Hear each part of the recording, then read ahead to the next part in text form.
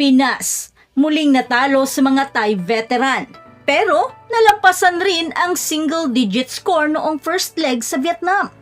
Makakabawi pa kaya ang Pinas sa second leg at ngayong si De Brito na ang muling head coach nila?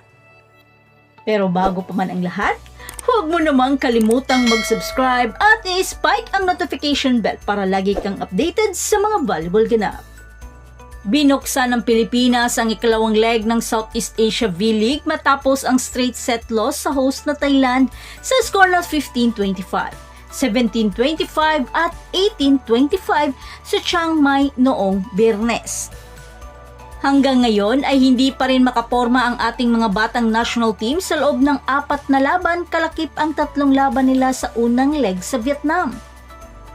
Bagamat nahirapan man ang mga batang manlalaro, matapang pa ring hinarap ni Bella Belen at Eliza Solomon ang mga veteran team at hindi nagpakita ng kahinaan para sa collegiate laden national team bilang mga laging maaasahan leader sa opensa.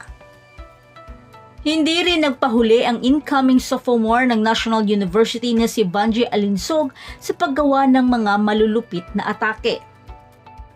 Pinilit man nila Belen at Solomon na maidikit ng score kumpara sa nakaraang unang leg. Ngunit kulang lang talaga sa finishing touch sa endgame kung saan ang mga Thai ay napakagaling sa all match long. Talagang maiisahan pa rin talaga ang mga Pinoy sa mga Thailand moves. Iba pa rin talaga ang kanilang sistema at madali silang nakakapag-adjust dahil hindi pinahintulutan ng mga Thai na makadikit ang mga Pinoy sa score. Pero kung tutuusin, malaki na rin ang inimprove ng mga batang national team. Sadyang tinalo sila sa experience at ang malulupit nilang connection sa bawat isa. Hihamak talagang malaki ang faktor ng matagal ng magkakasama at eksperyensyado pa. Gayunpaman, isang karangalan pa rin ang makapaglaro internationally. Sa pangalawang leg, tinake over na ni Coach De Brito ang pagiging head coach sa mga veteranong coach ng NU na sina Norman Miguel at Carl Dimac Culangan. Ang susunod na laban para sa Pilipinas ay ang rematch sa Asian powerhouse na Vietnam, na tinalo ito sa 4 na set sa unang leg noong nakaraang linggo. Ang susunod na laban para sa Pilipinas ay ang rematch sa Asian powerhouse na Vietnam, na tinalo ng mga Vietnamese sa 4 na set sa unang leg noong nakaraang linggo. Ikaw, ano sa tingin mo? May pag-asa na kaya tayo sa pagkakataong ito?